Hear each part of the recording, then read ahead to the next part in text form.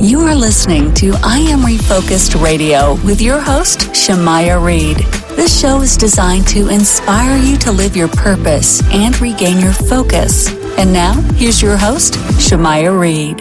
Welcome back to I Am Refocused Radio. We are here once again, and we have another show and returning guest. We have Dr. McAllister. She is someone you need to know. If you missed the other show, you need to go check that out, but make sure you check this out because it's dropping right before Valentine. So if you don't have a Valentine's present, this might be the one that you can save that situation and make it better. Yeah, because what she's going to bring to us is a topic that I think a lot of people will appreciate. It is going to be focused on the most important relationship you're in is with your nervous system. Valentine's Day reframed. It's not just about love. It's about regulation. We are going to get all about that business right here, right now with Dr. Sherry. I know you did expect that type of introduction, but I say once you're on the show, your family, so don't expect the whole formal like fireworks and crazy organized stuff. I'm going to just do out the cuff because that's how we do on Refocus Radio. How you doing? I'm fantastic, and it's such a pleasure to be back with you. I appreciate you being on. I know that we talked a little bit about adjusted reality and all that great stuff. People can give a copy of the book and get all that great stuff that you're doing, but we're turning the page and zooming in on relationship. So for us, set the tone. Valentine's Day is approaching faster than ice on lava.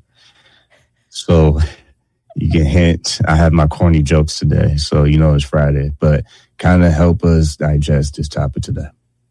Well, I love the ice on lava. So that we're going to start there is when you want to heat up, you really want to be the best you. And as we start to formulate looking into Valentine's Day, some of you are single out there and bless your heart. That's great because now you're going to have an opportunity to really dive deep into Valentine's Day in my topic, adjusted reality, because it's not about the person that you're it's the person you love, and that should be you first.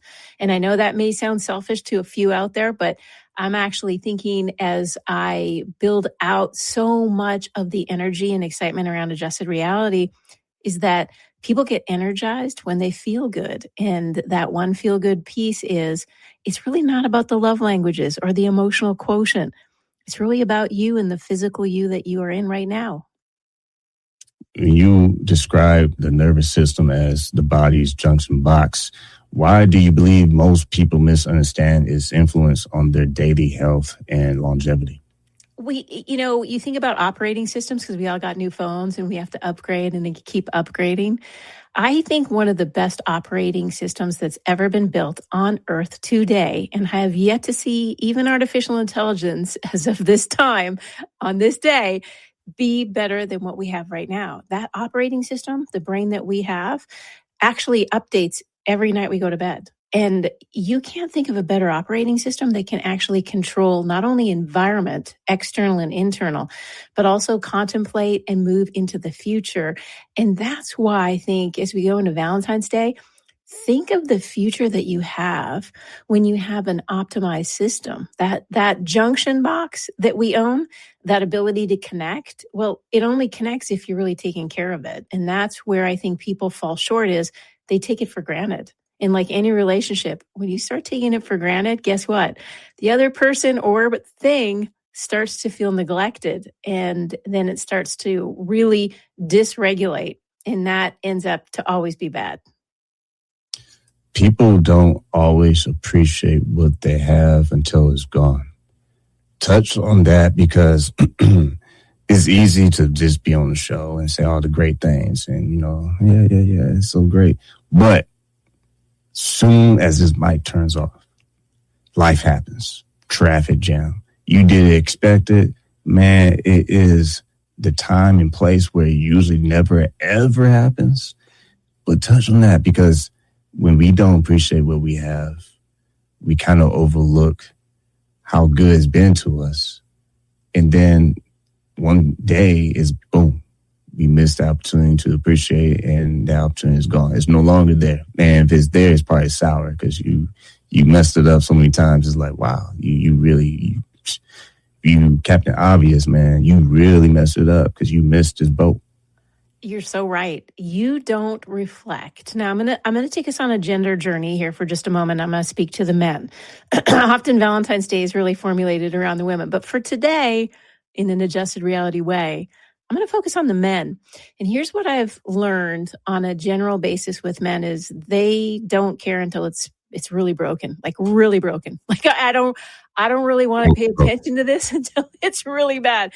So that's why I just did an article it's a Forbes article. It's called The SOS for Men.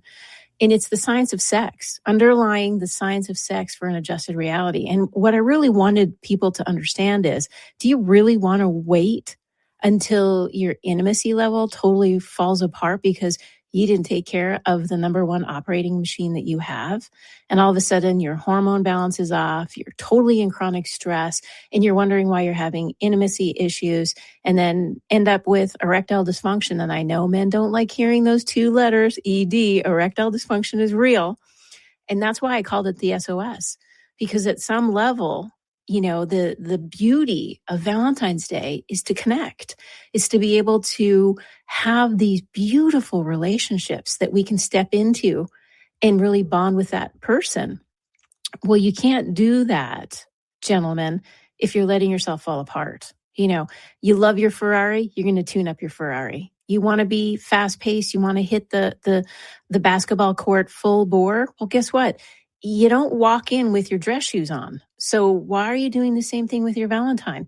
You need to make sure that you're regulating your system in a way that makes sense. And that's why I recommend highly a healthcare professional who's really looking at you as a whole being, and you're getting the care that you need when you need it. But you're not waiting for it to start failing before you get in and get care that can be proactive rather than the unfortunate, which is reactive. And that's how Valentine's goes. Valentine's Day, if it's reactive and you forgot or you didn't do what you wanted to do, that turns into a full-on adjusted reality mess.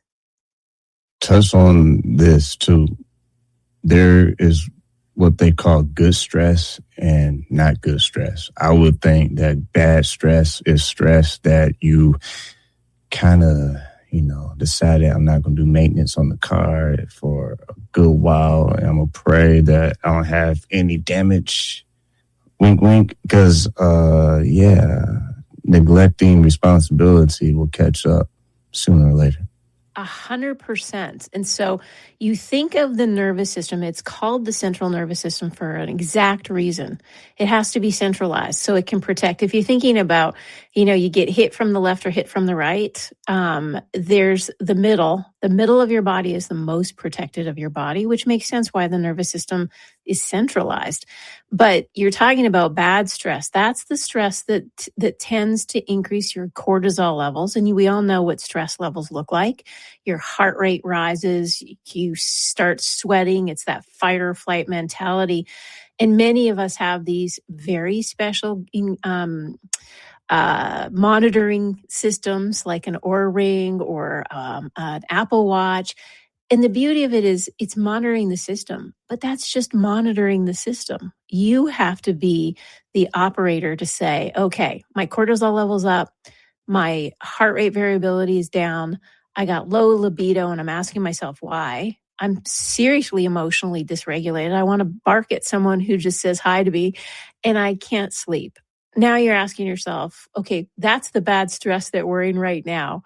And now you got to figure out, how am I going to go back to that state of alignment so that I can be in harmony with myself, which is going to take some lifestyle choices, which is why adjusted reality is one of those love choices. It's a love first for me in my lifestyle choices, in my alignment, and then the love for someone I care about and want them to have the best too. A funny visual of someone who's out of alignment and they're just having a bad day. You want a funny visual? Okay, here you go. Even if you didn't ask for it, I'm going to give you one. Imagine you're walking past the driveway to your car. You can't see the web, but the spider web caught you. And you, no matter what you do, you're fighting that web to get off of you. That's bad stress. Because when you get to the point where you neglect all the opportunities to look at that light, warning light cutting off, mayday. Hey, hold up. Hey, pump the brakes. You might want to check this out, man, because as soon as you hit that spider web, man, you just going to be walking a hot mess. That's bad stress, man. It's like self-inflicted wounds. Like you really could have prevented this from happening. But we're human. We're not that smart. And the ones who say they're smart, yeah, let's keep watching them, see how smart they are. So true. And it's such a beautiful analogy because everybody can feel the sticky spider web. Like you can feel it on your face and it just freaks you out. I think people need to have those kind of wake-up calls in life. It's like freak yourself out enough that you recognize the gift you have now before your face and your eyes are covered with that sticky, slimy spider web. And now you have that real SOS, which really comes down to, am I able to perform, whether in life or in my career or maybe with my kids or my loved one? If you've got a sticky spider web on your face, how good are you really going to perform in life? That's the piece that we're missing. Is the analogy that makes it real for people is you are only the best you can be, especially when you start to pay attention to some of the things that trigger you. Like, why am I so upset about this? And then you can walk it back a little bit. And physical trauma and emotional trauma all come together in the nervous system. There isn't one way to say, oh, well, that's not important. That's just mental problems. I'm like, loneliness is actually gone up in the last several years. And the Surgeon General actually said that up to 50% of us are feeling that serious loneliness. And the worst part is it's Gen Z, 18 to 25, that it's at the highest level of loneliness. This loneliness factor plays a part in your body. It plays a part in how you're sleeping.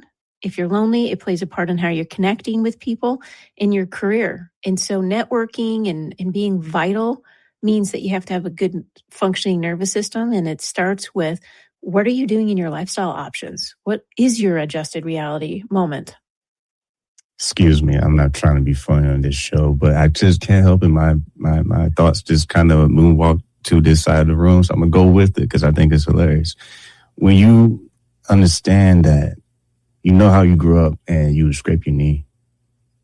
Yep. What did your mom do? She's coming over. That's right. She's coming over to make you feel better.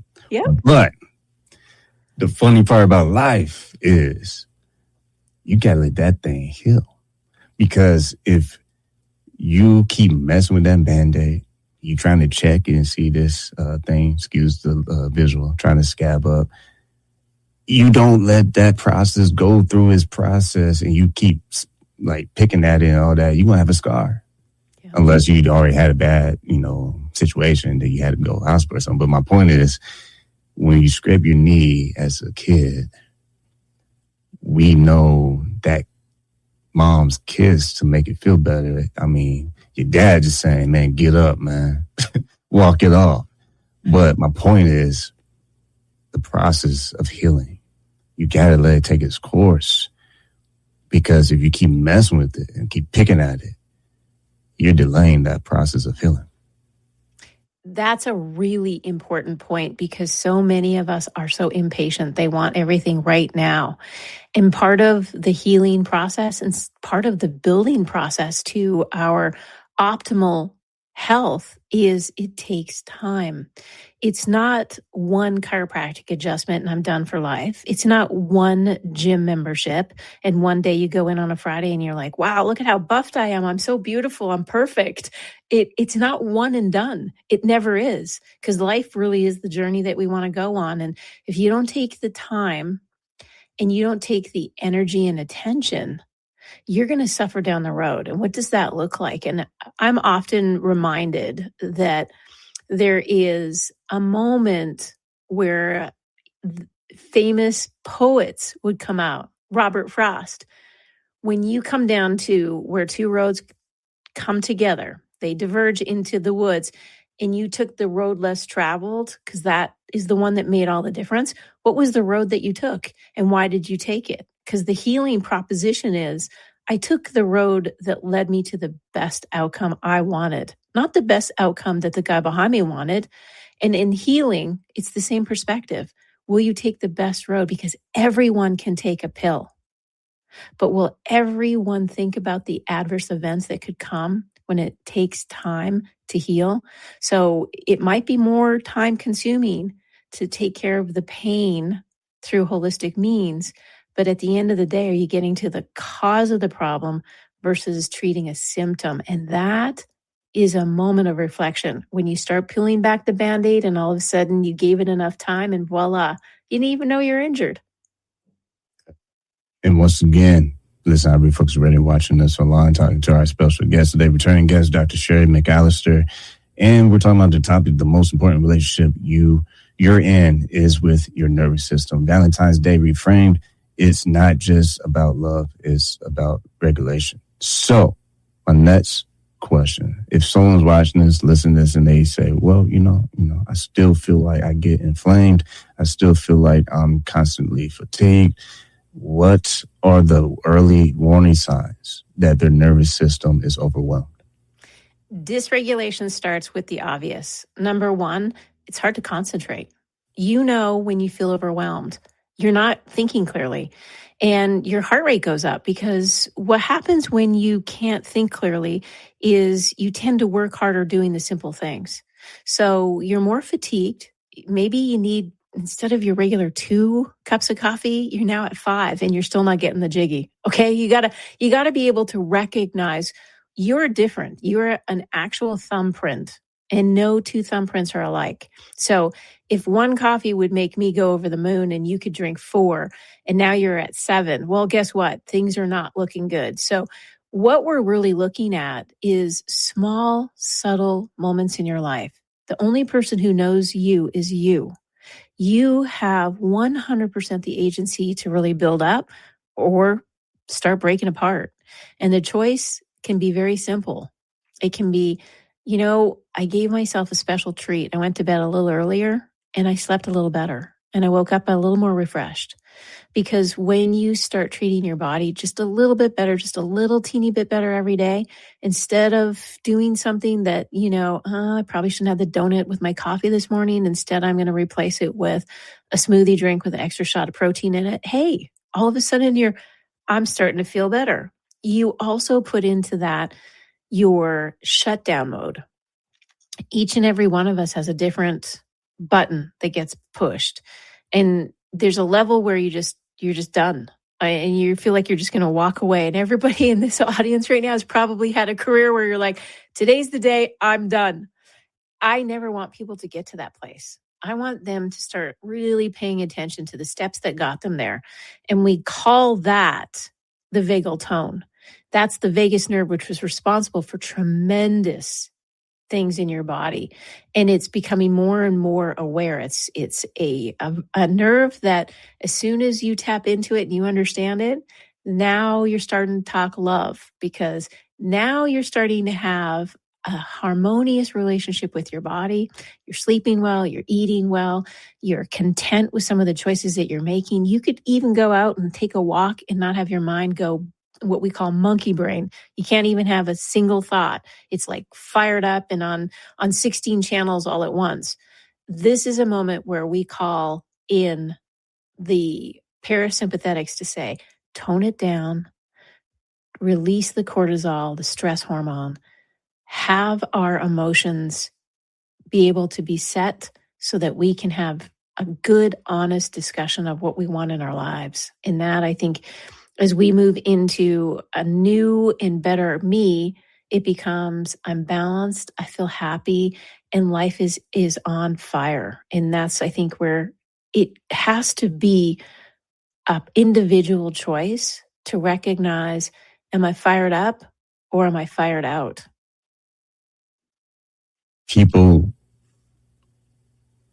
that I've come across who seem to be successful, because we really don't know, we're not in their mind or their personal life. They seem like they have it all together because we're on the outside looking in. But we don't know the chapters that they were in where they didn't have it all together. We don't know what it took for them to wake up and to say, you know what, I actually need to do X, Y, Z in order to get these type of results. Because you can never predict a absolute result, but we can predict our decision. The decision made is a decision buried. We can never undo it. And when we understand that, man, it's like life doesn't get more complicated. It gets more simple. I mean, think about it. When people get older, what's the first thing you try and do? You trying to chill. Mm-hmm. All that whipping and running in your young days, no. You're saying no to a lot of things because, like, no, I want to chill. I want some time for me, myself, and I. That's the 3 people I want to talk to today. Because the more, I mean, maybe it's the opposite for someone else. Maybe they like being part of life. But my point is, you have to make those decisions and stick with them. So you have to ask yourself, what am I doing? Is it helping? Is it hurting? Is the stove hot or is it cold? If it's hot, take your hand off the stove. It's not rocket science. It's like, at a certain point, it's common sense. And that is why it's not common. And then I think you nailed it, is you can notice that the stove is hot. The question now is, you can know better. The question really is, will you do better? And one part of that, I love that you brought up the aging adults, is what do they really do? They see meaning and purpose in being connected with others that are around them. And you will also see that the people who chose wisely previously end up choosing even better as they get older. Like, look at the people that are really anxious and wigging out right now. Posture, that's a huge indicator when you look at the love for yourself can show just in one thing. What does your posture look like? Because your brain is telling your body how you're feeling. Yeah. I'm going to say that again because it's really important. Your brain is telling your body how you're feeling. So those muscle activation patterns, when you watch a perfect athlete, like a really good basketball player who's activating all the right patterns in their muscles, it's like a beautiful symphony. Everything's coming together, and it's just wonderful to watch. You watch someone who is fully out of sync. Their breathing is off. Their balance is off. Their head is down. They've probably gained a bunch of weight. Their coloring in their skin is down. I mean, that, when it comes back down to what you just said, when you said, is the stove hot? Look in the mirror. That's your stove right now. Are you hot? Like, be honest with yourself, because your Valentine's wants you to be hot. And if your Valentine's Day is you, bless your heart, you are hot. And you need to figure out what's going to make you hotter. Take your hand off the stove, make some really good choices. And all of a sudden, one small thing can lead to another change and another change. And before you know it, best Valentine's Day ever, because you took care of you. Sequence of events is what I'm thinking right now. And that is, when you get up in the morning, what's the first thing you do? Do you make your bed? Do you hop in the shower and get ready and brush your teeth? What I'm saying is, you set the tone in the first 2 hours of the day. If you accomplish one thing, I'm stealing from the famous speech, but if you accomplish one thing, make up your bed, that just triggers something in the person. Because if you are committed to that task, that means you be committed to any task that come your way. Even if you fail, at least you started the day by setting the tone. So all this that we're saying with Valentine's Day and loving yourself and the nervous system, all that stuff, you have to set the tone. No one can force you to set the tone. It's like we don't go to the basketball game and famous so-and-so last name. We don't say anything for them to set the tone. No, we're paying to see them. They already in the game locked in. They setting the tone regardless. That's why they breaking records. That's why they getting championships. That's why they getting MVPs. That's why they doing all this stuff, because they locked in. So are we locked in? That's the question to ask. If you're not, then find out why. What is causing you to be out of line? What is causing you to be out of whack? What is causing you to miss your step? Maybe you miss a step because you don't know how to step. And if that's the case, you better figure that out. And you better find someone who's smart and surround yourself with better people who are going to challenge you, because with no challenge, there's no progress. With no progress, there's stagnant. And when it's stagnant, the heart is just going to flatline. So important, because you mentioned, do you know your own step? And one of the pieces, like just taking it to a human biology piece, is if you injure your ankle, there are 3 parts to gait, which is first your heel has to come down, and then it drops. The full flat of the foot is called mid stance, and then you have to toe off. If your ankle is really injured, you can't toe off. It's too painful. And so you start to get really in tune with your body. And alignment is not something we create. It's something that we remove when we have interference, so that we can allow the healing to come in. And that's I think what the beautiful part is you recognize the places in your life where you do need to look at, what tone am I setting? Is it balanced? And if it's not, how do I get it? I love your analogy of waking up the first thing in the morning and making your bed. Why? You're so right. You're setting the tone for the day. And if you can do the same thing for your body, where you start looking at your uneven loads that you carry, maybe it's your backpack, maybe it's your wallet you always put in the left side pocket and you sit on it all day long. How are you going to adapt so that you're stronger, you're more agile, and you're able to recover faster? When you hit the wall, instead of it taking you 3 days to recover, it takes you an hour. You get a bad day, you don't stress over it for the next 2 weeks. You have to be energy and energetic efficient, I think is a good word, where you can start to distribute the forces that act upon you more evenly. And you need a healthcare provider that walks with you along the journey. And you need to have a family or a structured network that keep you in alignment, so that the loads are in balance and you have set your tone. You recognize when it's off. There's a saying that for every second that you're unhappy, you lose 60 seconds of happiness. Uh-huh. And if anybody could take anything from this episode, when you think about Valentine's Day, I mean, what's the symbol that everybody sees on Valentine's Day? A heart. Love starts with the person who wants love. Only way things get better is you get better. No one goes to, I keep using sports analogies, but no one goes pay their hard-earned money at a basketball game just to see the team who don't like playing. What? No one's going to invest in a business deal when the person doesn't do good business. It's not about how big a person is. It's how big their heart is. That's the difference.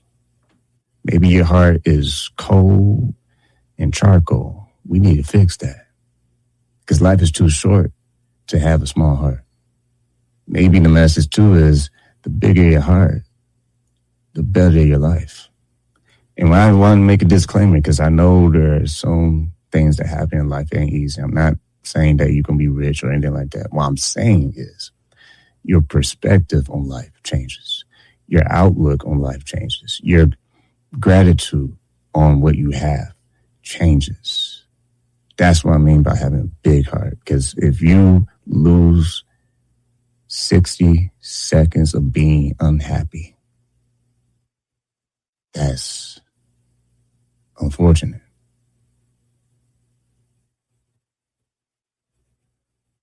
That is a beautiful way in your audience, is to really start to recognize that, to build a love that is deep, is to really live gratefully. And I think the greatest gift you have, personal opinion as a doctor of chiropractic, is the gift that you own right now, that you came into this world with, and that you're going to leave this world with, and that is the mainframe. That is the master operating system, and it's a system that needs the love, the steady presence, and the maintenance that's going to help you grow it. Love grows when gratitude is practiced, and the gratitude really is look in the mirror and find all the things that are so beautiful about why you're even listening today, and build it in every way you can. Give the gift of love by loving yourself, and then be able to make lifestyle choices